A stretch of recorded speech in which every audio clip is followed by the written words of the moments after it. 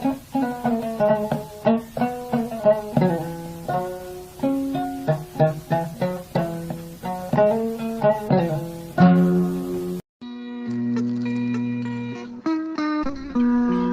kongol gotol yalti amin goni do wiete Abidjan amin goni palais des sports e bismago bandirabe meden halplare no wonbe ton e der conférence mawdo wodi ciusdo namni ciusdo jaabi ciusdo namni ciusdo jaabi sabu wadi ciusdo namni ciusdo jaabi be bi Cheikh Oumar Fouti ala lefol e Fouta ala do filete eliman ala do filete ganda hoore ma goddum o tawani am walamo do halwardo eden gandi hanke heccanki kanko nde o feñi de bingu mojjaagu ine mawni e Fouta tordagu ne mawni pulagu ne mawni e ko way non kille meden de on saha goto fo gedal gal rokka ine heewi dum kanko Cheikh Oumar feñje e der cuudi men Fouta e on don saha o nodda bibe sohnaabe be kambe fo be noton tawbe calaki hol sirru belo wirdu yimbe be ngari o wirdu yimbe be ha jaaba walla kanko hol feere de o jogi walla o burno yimbe be jojje te kanko tawdo wala lifol tewbe o noddi be notiba fo buri mo leppi hen goto fu ko laamido en gandi be ciuso way namnade gal don namna yimbe be ne mbawi nyaawde hol namnino do ma taw dal don namnal mi halata hol namnino do gal kono mami haal jaabino do non jaabino ko Ceerno Hadrabe Mamadou lollido Ceerno Mahamoudou Dia goto yontabe jamano o wi mami jaabo Cheikh Oumar Fouti caldi juma daga njurol temede joy caban jete jetati wuro ala hen do talo laami ko gonga itata non Cheikh Oumar nde noddi be nde haalani be ko gonga holli be gonga be jabi gonga o furanko be jidi gonga wonno furanko be jidi gonga Cheikh Oumar noddi be kay gonga holli be gonga be gandi be ji gonga be jabi gonga be notaki Cheikh Oumar woti ko gonga ngare pelloyi jihad so tawi won ko dañjen hen peccen nyaamen so ala ko dañjen sen mayi cahudinen jihen aljanna wolli be ko gonga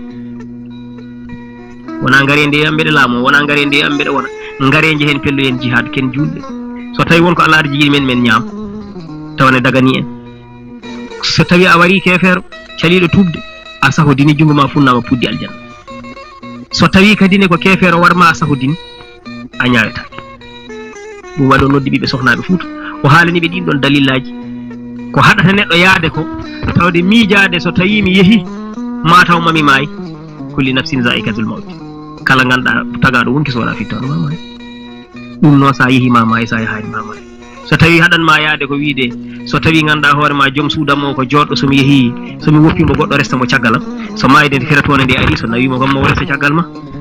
e ko way non dum non rokkimbe be ganda ko dalilaji didi ken dum wadi non be sohnaabe Fouta ganda hoore ma jabi nde be jabi nde be ngari be noti dum wadi mbinugo kanko Ceerno Madani fotani hawnade sabu ko halata ko gonga gerte de girtodo ngawano Cheikh Oumar Fouti ko haalno ko fof e jamanu men jidani kono ha hande ne gondi wonno ko gonga non mawnata naywata gonga do yara do don dan yarata naywata gonga ta an so tawi a haali ko kalda ko gandal te ka pluridisciplinaire no tuba ko wiyata ni a yarani fannu goto so deftere tan fuutankagal tan jangunoda ko woni ko Fouta ko dum tan wonata e hoore ma kono ko heddi ko wonata hen kono an janguda ko siyasa aduna no rendo yarata e no rendoji jarata e rendoji so nan natodiri no tuba ko be biyata ni les civilisations et toutes les civilisations sont mortelles kala ganda hoore ma pinal mangal ko en civilisation ni ma benno gongal kadi ara civilisation goddo ara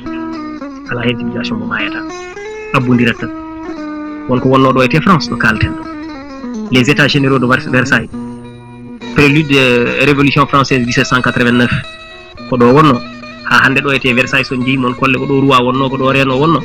kono ma taw 1789 révolution wadi gile den wonko wayli e do France joni non sen garti e bundi namnal dal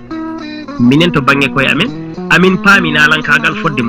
amin paami nalankagal kadi ko rokkata leñol nyalawma hande o so tawi a yehi Mali hada yaade Mali sa hedima Fanta Damba numéro 2 Fanta Damba numéro 1 ma yiboyi gila ma won joni duubi sappo de Fanta Damba numéro 2 woni bo ganduden o jimo malamin en duga en ko way non enen fu mo ganduden o kono on wiete ko Fanta Damba numéro 2 ko wayno Tita Kone en ko wayno tatto bembo ko yate en ko wayno kinja en